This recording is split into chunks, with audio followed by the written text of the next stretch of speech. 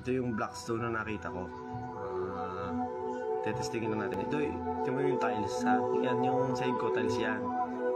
Tapos i-blower, gagamitin natin, painitin natin ulit. Ganyan pala ang bululakaw pagka nasa kalangitan. Yan, ayan, kumikis-kis sa atmosphere. Nagkukulay red siya, tapos gumaganyan siya. Pagbagsak sa lupa, ganyan pa rin. Yan, hanggang sa maging kulay pula na lahat yan, hanggang sa kulay puti na nga, yung bagang-baga na. Yan, ganyan po ang bulalakaw kapag bumabagsak, kaya nakikita natin na kumikinang sila.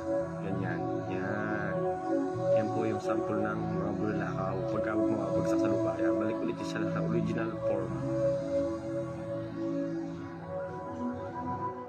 Okay, ito yung video na na pinapresent ko na ito yung nakita ko na meteorite.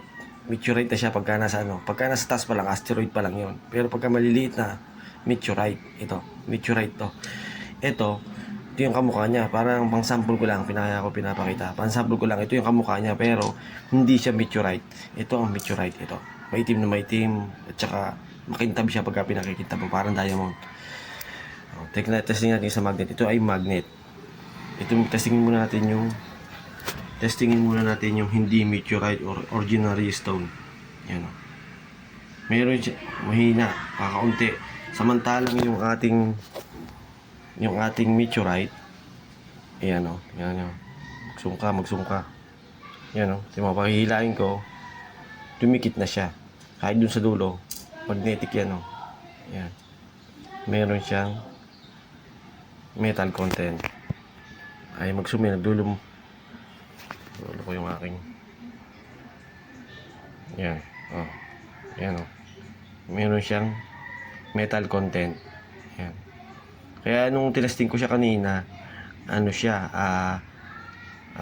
nagbabaga siya kasi metal siya na bato.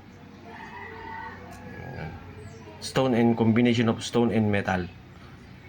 Yan. Ito yung mga nagdududa bakit daw nagbabaga, meteorite to meteorite.